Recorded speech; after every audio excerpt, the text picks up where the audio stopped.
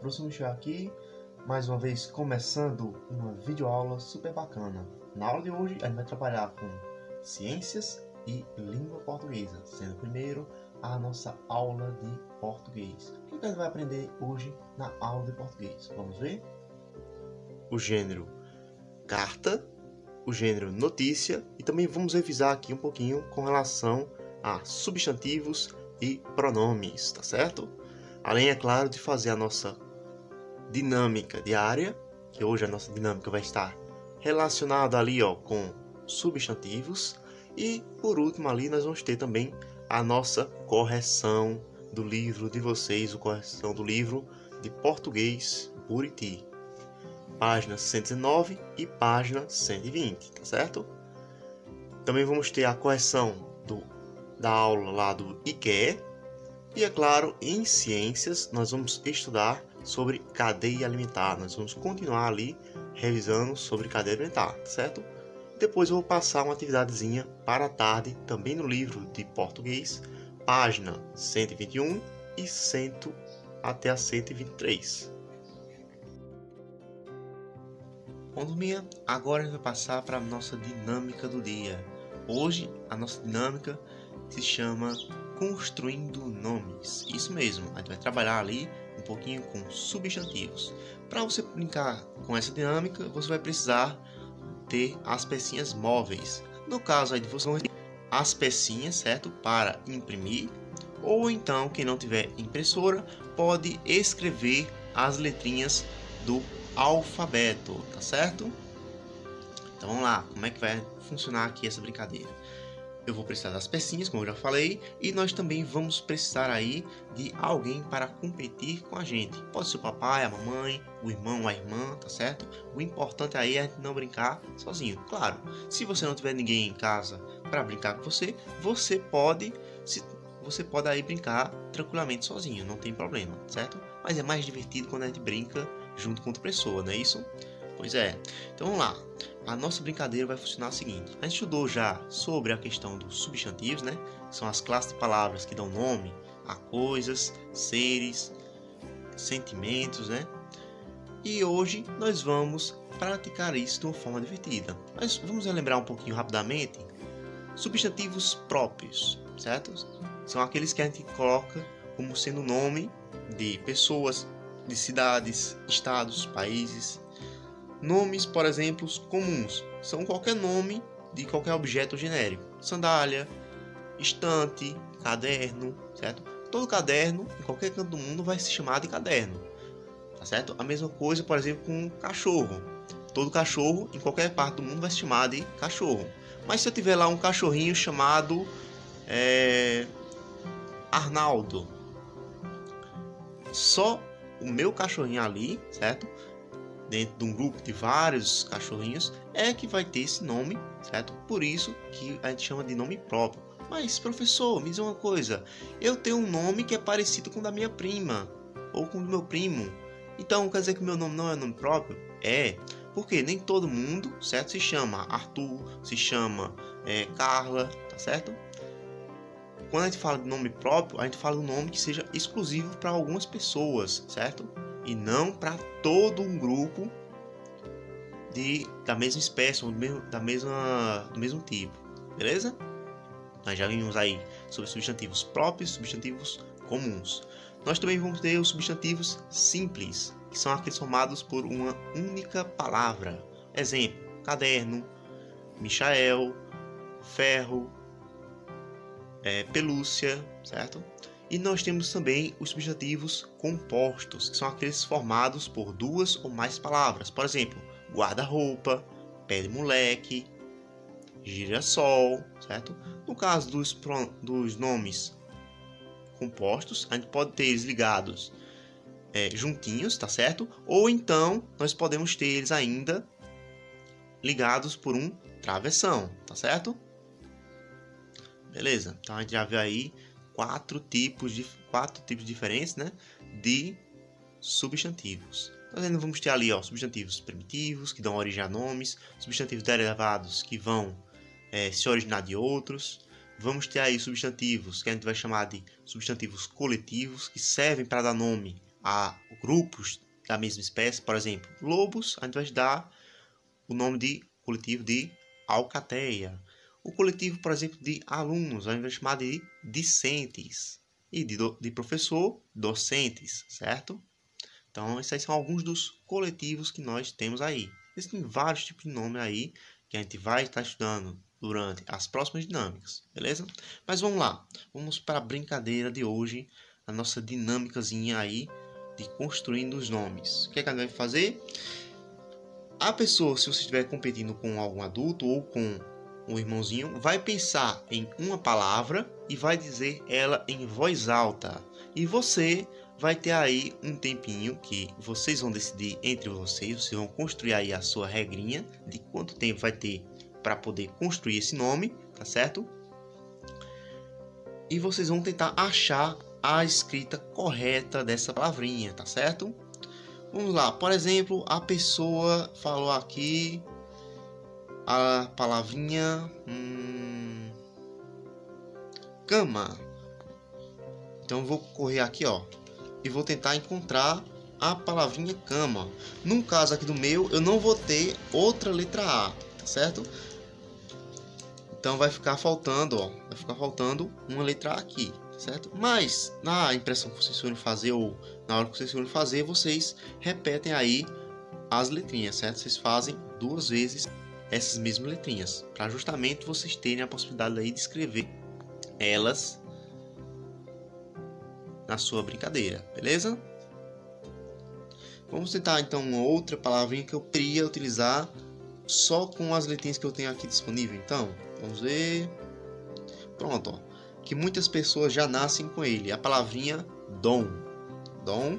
A gente vai utilizar aqui a letra D, a letra O, né? E a letra M. Ok? Letra M.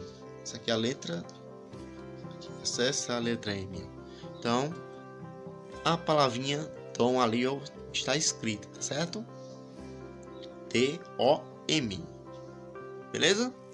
Bom, por hoje é só a nossa dinâmica. É uma dinâmica bem simplesinha para vocês fazerem aí. Se vocês quiserem deixar mais difícil, tá certo? Vocês podem aí pedir para a pessoa que está competindo com vocês, por exemplo, para escrever um nome aleatório que seja, por exemplo, um substantivo comum, ou então um substantivo próprio, ou ainda um substantivo que seja preditivo ou derivado, tá certo? Ou coletivo, ou ainda simples ou composto. Vocês vão escolher aí você.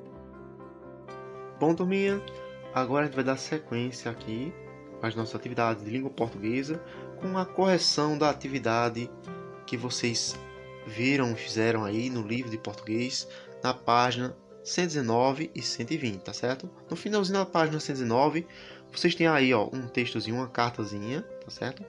Vamos ler aqui o que tem dizendo sobre ela. Primeira questão ali, ó. As comunicações escritas geralmente têm alguns dados em comum. Observe, nós temos aí o exemplo da carta. Lá no iniciozinho dela, certo? Aqui, ó, bem aqui, nós vamos ter a data de correspondência, né? 6 de outubro. Nós também temos aqui a saudação ao destinatário. Lembrando, destinatário é a pessoa que recebe a carta, a quem a carta se destina. No caso, ó, cara senhora Leroy.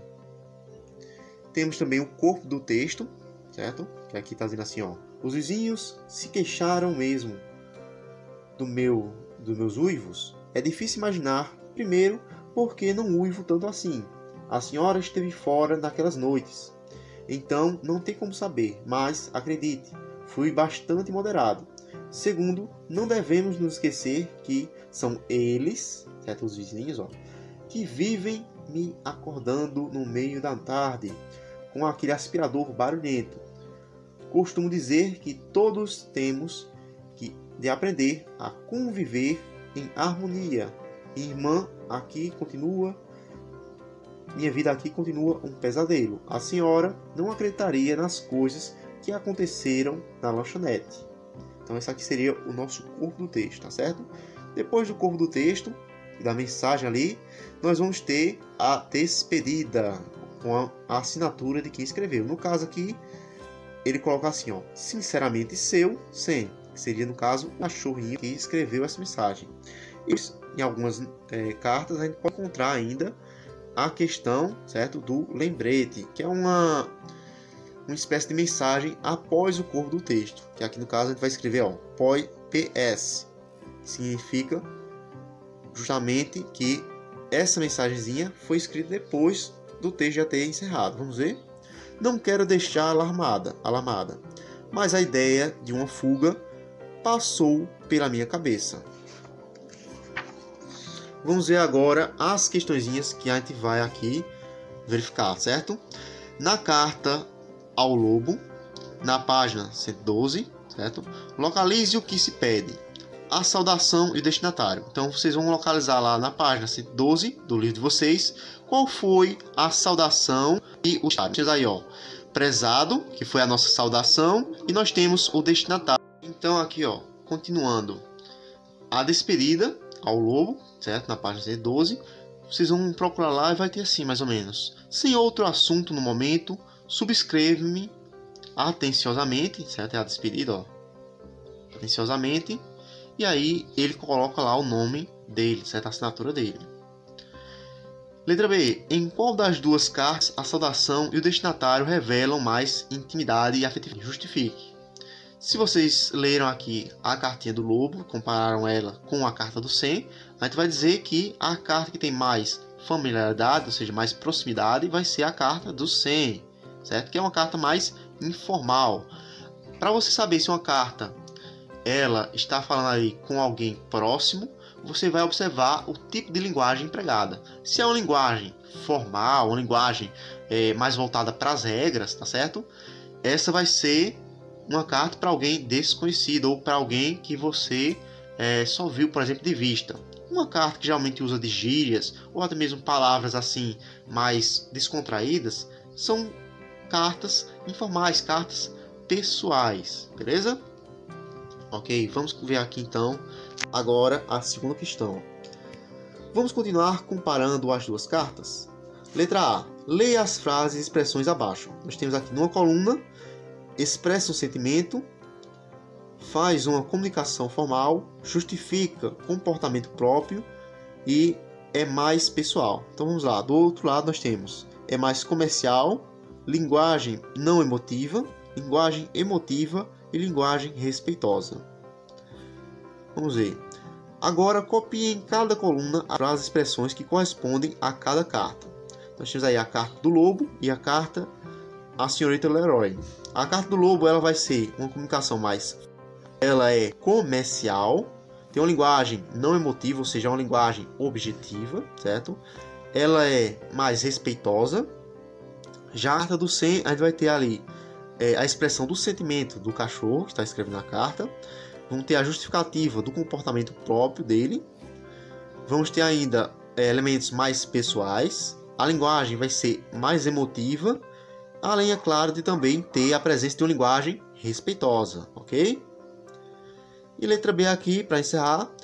Qual é a característica comum às duas cartas? As duas têm linguagem respeitosa, certo? As duas ali utilizam de elementos que demonstram respeito para com o seu destinatário. Beleza, turminha? Então é isso, turminha. Eu espero que vocês tenham gostado da correção da atividade do livro de vocês, o livro didático, tá certo? Da página 19 e 120. Se você ainda não corrigiu, aproveita aí o momento para voltar ali naquela partezinha, tá bom? Agora a gente vai seguir aqui com a nossa correção da apostila do IQE, certo? A questão número 2 e a questão número 3. Lembrando, a questão número 1 a gente já viu em videochamada, certo? A gente já fez a correção lá na videochamada. E é claro, no finalzinho desse vídeo, eu vou colocar aqui, no finalzinho da aula de português, a questão justamente sobre as atividades de português ali do gênero notícia. Continuando com a apostila do IQE, beleza? Então vamos ver aqui. Com o IQE, tá certo? As questões ali da apostila do IQE. Começando ali da atividade 2, que nós já corrigimos a primeira atividade, né? E vamos corrigir até a atividade 3. Antes da gente voltar para o texto, para a notícia que a gente estava trabalhando, vamos ver aqui o que tem perguntando na atividade 2. Vamos lá. Você sabe o que é uma manchete de jornal? Uma dica, ela fica na primeira página e é a que chama mais atenção do leitor. Já dá para saber? Copie a manchete do Jornal Joca. Então vamos ver aqui qual seria a manchete do Jornal Joca. A manchete, certo, minha? A gente vai chamar assim, o título das notícias, tá certo? Das notícias e das reportagens. Mas aqui no caso ele quer saber o título principal do Jornal Joca. Então vamos lá, qual seria a notícia principal, o título principal aqui, a manchete desse jornal? Seria Congestionamento humano no Everest, não é isso? Essa vai ser a manchete do Jornal Joca. Então vocês aqui na questão 2, na letra A, vocês vão colocar justamente isso. Congestionamento humano no Everest, tá certo? Mas o que é um congestionamento? Congestionamento, pessoal, é uma fila, certo? Onde fica geralmente os carros todos parados sem poder se locomover. No caso aí nós tivemos um congestionamento não de carros, mas sim de pessoas tentando subir uma das maiores montanhas do mundo. Vamos lá. E o olho da notícia, você sabe o que é? Outra dica, ele fica logo abaixo da manchete. O olho da notícia, turminha, ele serve como uma explicação para o meu título, para que o leitor, quando lê o título, quando lê a manchete, ele não fique confuso sobre o que é que está trabalhando aquela notícia ou aquela reportagem. Vamos ver aqui qual é o olho da manchete, ó. Olha bem aqui, ó. Perceba que ele está numa cor mais clarinha, né? E num tamanho de fonte menor do que a manchete. Vamos ver. Ao menos 11 pessoas morreram a tentar atingir o topo da montanha mais alta do planeta por causa de um engarrafamento, entre aspas, de alpinistas. E aí nós temos ali a página correspondente, não é isso? Então, esse dali, ó, seria o olho da nossa notícia, ou também chamado de olho da manchete. Tá certo? Então vamos lá. Copie o olho da manchete que aparece na primeira página. Já viu ali qual é o olho da manchete, né? Que é esse daqui, ó. Vocês vão copiar essa partezinha daqui toda em branco, tá certo? Pause o vídeo caso seja necessário para você poder copiar ela, tá certo? Se você ainda não copiou a manchete, você também pode pausar aqui o vídeo para poder copiar, beleza? Ok, então vamos seguindo. Vamos lá. Letra C.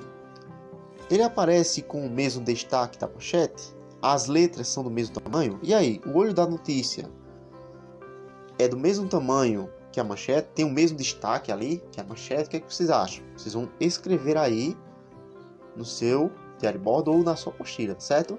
A resposta eu já vou dizer logo aqui. Se a gente for comparar o nosso título com o nosso olho da notícia, a gente vai perceber claramente que o título recebe muito mais destaque, né, do que o olho da notícia. Além, é claro, do fato de que as letras desse título vão ser muito maiores. Ele só vai perder ali para as letras que dão o nome do jornal, certo? Que vão ser sempre a palavra em maior destaque. Beleza? Ok. Vamos ver aqui, ó. Você sabia? Manchete é o título que destaca a notícia, considerada mais importante pela redação de cada jornal. Ela aparece com letras grandes acima de uma foto chamativa. O olho da notícia é o subtítulo, uma frase, geralmente, que implica um pouco mais sobre o que fala a notícia. E agora vamos lá, letra D. No olho aparece a palavra engarrafamento entre aspas. As aspas são usadas para quê? Para que serve esse sinal aí de pontuação? Vamos ver? Para destacar a fala do jornalista? Nesse caso eu acho que não. Vamos ver.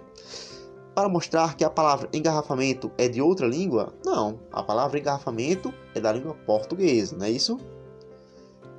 Porque a palavra é usada para meios de transporte e não para pessoas? Pode ser. Porque a palavra foi inventada para o subtítulo olho? E aí, será que essa palavra nunca existiu antes dessa notícia ocorrer? A resposta é não, né? Então a gente poderia ficar confuso ali, talvez, na primeira e na terceira alternativa. Querem que eu diga a resposta? Vou dizer aqui, tá certo? A resposta seria ali, ó. Porque a palavra é usada para meios de transporte e não para pessoas, tá certo? Geralmente a gente usa a palavrinha engarrafamento para justamente falar de transportes que estão parados nos corredores das ruas, beleza? Vamos agora para a terceira atividade. Se você ficou aí sem entender, volte na questãozinha, tá certo? Para que você consiga aí fazer a correção da forma correta. Vamos lá, terceira atividade. Você sabia que aprender a meditar pode te ajudar a enfrentar seus medos e a se conectar com você mesmo?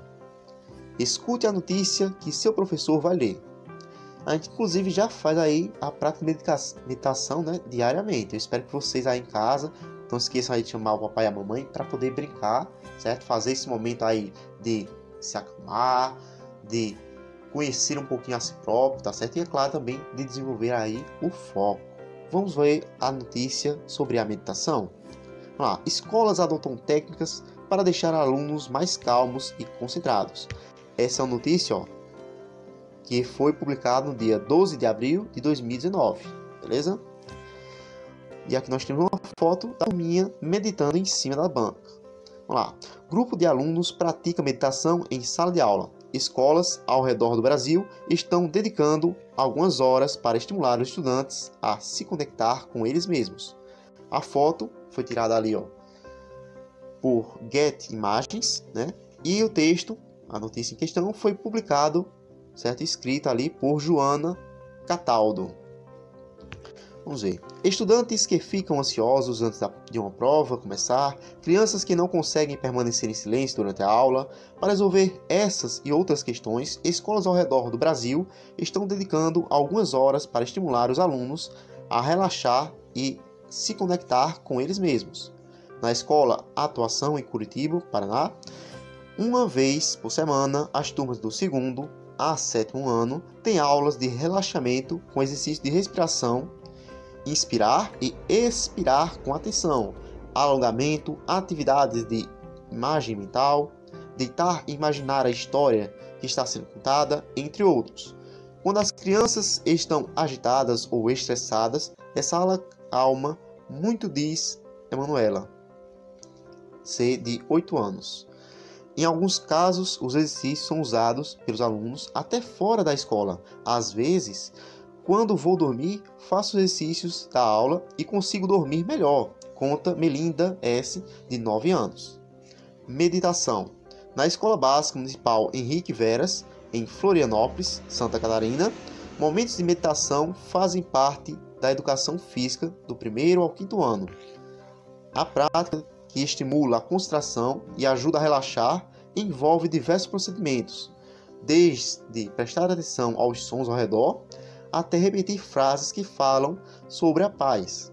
Às vezes, na escola, nós ficamos com a cabeça muito cheia e com medo de errar tudo. Depois de fazer a meditação, eu estudo melhor, porque fico mais tranquila, afirma Camila S., de 9 anos. A professora de Educação Física, Rosângela dos Santos, explica que a meditação ajuda o aluno a olhar para si mesmo e prestar atenção aos seus sentimentos. Ela toma 5 ou 10 minutinhos da aula.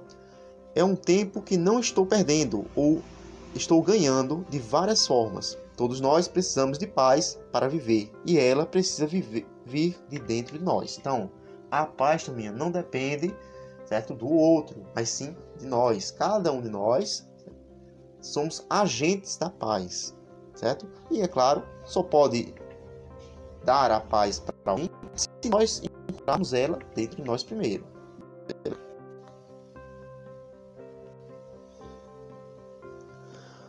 Vamos lá, agora a gente vai para as questõezinhas.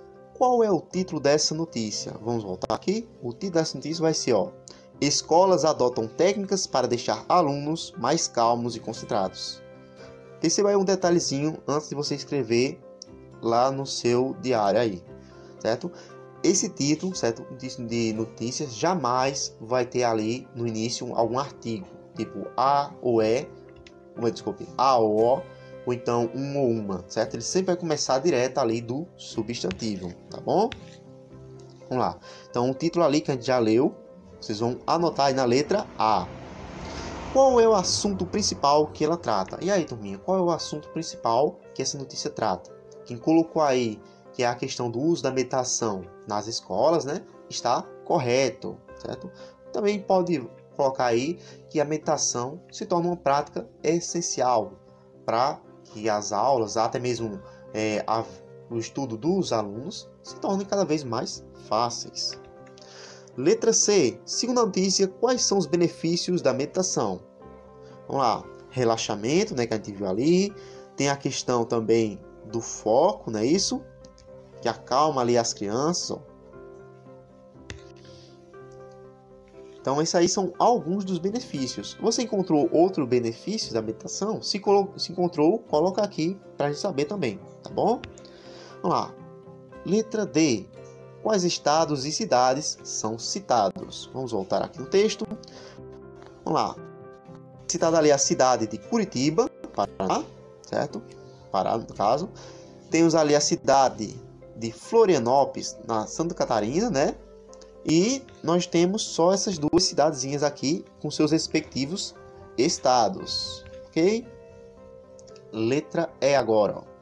Como é realizado essa prática de meditação nas escolas? E aí, como é que eles fazem a meditação nas escolas?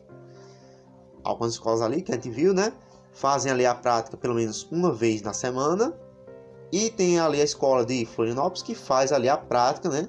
Justamente nas aulas de educação física. Do 1º ao 5º ano, a prática vai envolver ali, ó, relaxamento, questão ali de escuta, né? A escuta com relação aos sons que tem por perto, além de outras práticas ali que a gente viu também, tá bom? Vamos lá, quem foi? Letra F agora, então. Quem escreveu essa notícia? Vamos ver? Será que foi Jet Imagens? Será que foi Joana Cataldo? A resposta minha vai ser, ó, a pessoa que está dizendo aqui, ó, por Joana Cataldo, tá bom? Essa foi a escritora, a jornalista ali responsável por essa notícia. Letra G. Em qual jornal foi publicado? Essa notícia aí foi publicada, tá certo? No jornal Joca, tá bom? Letra G, então, agora.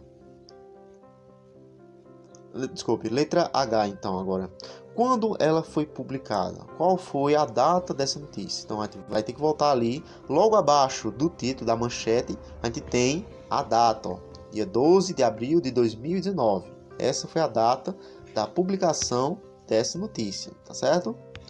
E com isso aí, nós encerramos a nossa correção de português do IQE. Para a atividade aí de vocês agora, certo? Vocês aí vão responder essas questõezinhas aqui, ó. Letra I, J, a letra K, terceira questão, tá certo? E também vão responder a quarta questãozinha, tá certo? A quarta questãozinha aqui, ó, que é com outra notícia. Crianças de 5 anos vão sozinhas de bike para a escola, beleza? Até a letra F, tá certo? Vocês vão escrever ali até a letra F, beleza? Então essa vai ser a atividade da manhã aí para vocês responderem, tá bom?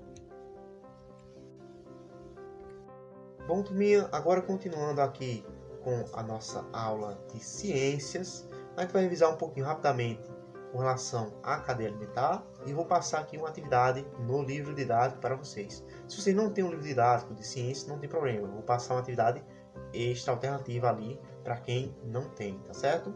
Então vamos lá, o que é cadeia alimentar? A cadeia alimentar é basicamente a relação de troca ali de energia, né, de um ser vivo para o outro. No momento que um ser vivo se alimenta de outro, certo? Ele absorve parte da energia daquele ser, certo? Essa alimentação, ela torna-se ali justamente o combustível, vamos dizer assim, né? O combustível desse animal. A gente sabe ali que na cadeia alimentar a gente vai encontrar os produtores, que são a base de toda a cadeia alimentar. Temos os consumidores, que são aqueles que não produzem seu próprio alimento. mas consomem outros seres vivos para poder viver. E nós temos, por fim, os decompositores, que são aqueles que servem como faxineiros da natureza. Eles se aproveitam da matéria que está morta, apodrecendo, tá certo? Se alimentam e o que eles não precisam mais, eles devolvem para esse ciclo, onde os produtores vão reutilizar toda a matéria, toda a energia ali e vão produzir seu próprio alimento, beleza? Com relação aqui a quem são os produtores, nós vamos ter aí as plantas, certo? Árvores, grama, algumas bactérias do mar, que são as chamadas cianobactérias, tá certo? Essas aí são os nossos produtores. Eles tiram a energia, os nutrientes lá do solo e através de uma coisa chamada de fotossíntese, eles produzem seu próprio alimento. A fotossíntese é necessário, certo? De uma substância chamada clorofila, que é uma substância verde que a gente encontra na folha das plantas e da presença do sol, tá certo? Através aí da fotossíntese eles conseguem produzir a glicose, seu alimento ali, certo? A seiva da planta, e com isso eles conseguem viver. Informaçãozinha interessante sobre esses produtores. Enquanto estão ali no processo de fotossíntese, tá certo? Eles transformam o gás carbônico, que sai dos animais, em oxigênio, tá certo? Embora eles também façam a mesma tipo de respiração que a gente. Respira oxigênio e soltam também uma parte de gás carbônico.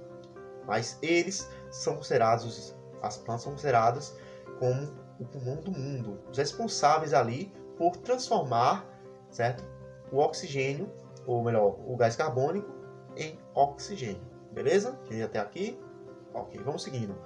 Com relação aos consumidores, nós vamos ter vários tipos de consumidores. Nós vamos ter aqueles que a gente vai chamar de consumidor primário, que são geralmente herbívoros, ou seja, animais que se alimentam apenas de plantas. Mas também vamos ter onívoros, que são aqueles que se alimentam, além dos herbívoros, ali nós também vamos ter os onívoros, que são aqueles que se alimentam tanto de carne quanto de plantas também, tá certo? Então, dependendo da cadeia alimentar que você estiver falando, os onívoros podem ali apresentar-se como sendo os consumidores primários. Os consumidores primários, eles são justamente aqueles que se alimentam dos produtores. Eles estão logo após os produtores na cadeia alimentar, certo? Imagina aí uma fileirazinha, vamos dizer assim. Os produtores estão lá no início, depois vem os consumidores primários, que podem ser herbívoros ou onívoros, certo? São dois tipos de seres que se alimentam ou de planta ou de plantas e carne. Depois disso, nós vamos ter ali os consumidores chamados de secundários, que geralmente são carnívoros, mas também pode ter alguns onívoros ali. Carnívoro que se alimenta apenas de carne, então ele vai se alimentar do primeiro consumidor, tá certo?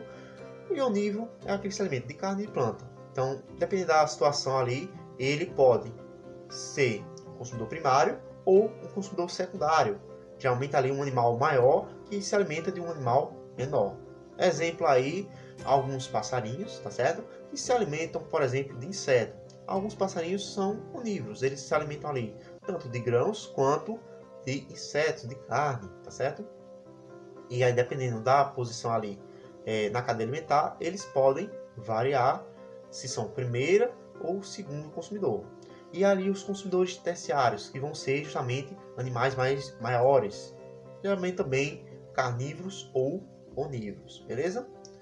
Por fim, nós vamos ter os decompositores, que são, eu já falei, aqueles que fazem a limpeza da natureza. São ali os fungos e as bactérias, certo? Elas se alimentam ali da matéria morta, da matéria que está apodrecendo. E com isso, elas voltam o ciclo ali dos nutrientes para o solo novamente, tá bom?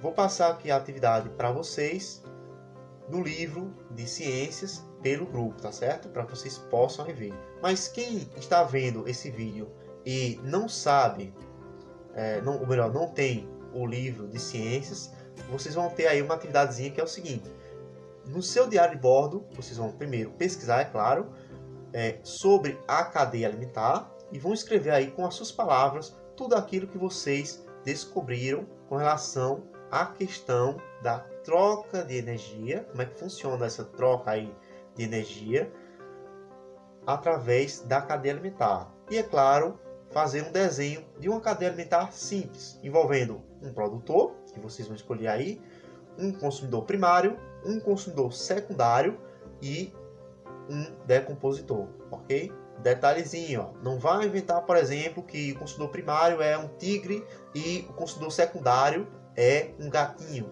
Não tem nada a ver, certo? O consumidor secundário, ele vai se alimentar do primeiro consumidor. Então tem que ser uma relação ali real, uma relação ali onde eu tenho um consumidor que vai ser realmente servir de alimento para o meu consumidor secundário, ok? Sim, ó, detalhezinho, quando você for fazer o desenho da cadeia alimentar, você vai colocar uma seta apontando no sentido de quem serviu de alimento para quem está se alimentando, ok? Então a seta vai estar apontando aqui para a minha direita, beleza? Bom, por hoje é só, turminha. Espero que vocês tenham gostado da nossa aula do dia. Façam as atividades. Ficou com dúvida? Pergunte no grupo. Não fique em silêncio, não fique em dúvida. E à tardezinha, vocês têm aí uma atividade de língua portuguesa para fazer na página 121 a 123 do livro Buriti, tá certo? Se você está vendo pelo YouTube, não esqueça de se inscrever no canal, de clicar no gostei, de comentar aqui o vídeo para que a gente possa melhorar, certo? E é claro, compartilhe com um coleguinha. Um abraço forte e tchau!